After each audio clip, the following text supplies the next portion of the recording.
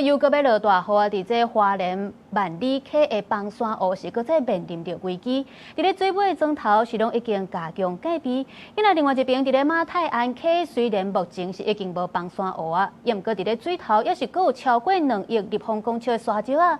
咁麼因為即擺落大雨閣沖落來，是互居民真煩惱。聽講又閣要撤離。萬里溪崩山湖水尾的保存湖，大概是海慘。不過面對包圍強烈風台的威脅，大家還是唔敢大意。我覺得一定要把上面那個堰塞湖填滿，趕快把它處理好，我們就不會過着緊張的生活。希望它如果說溢流的話，是慢慢溢流下來，我不要一次把它沖下來，我就擔心了。水尾的民眾大部分攏希望講，風台大來雨量會當解除萬里溪崩山湖的危機。不過，根據頂一日9個人小組去探勘的觀察，崩山湖正平真無穩定，加上大水雨拼落來了後，可能會閣有其他的所在崩起。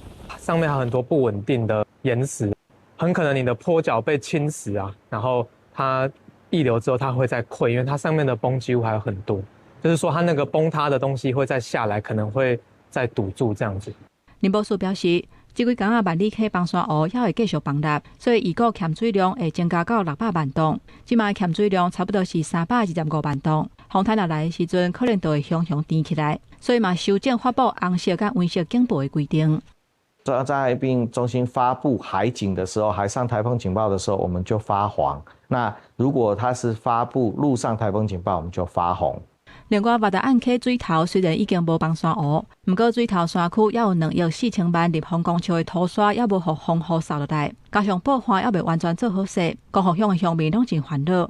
我們長項也落在那個地方，把2億立方的沙子帶下來，我們部落，我們將造成更嚴重的一個土石流。上游的水，如果說颱風一進來，上游的水還是會下去，那些排水的問題都還沒有處理掉。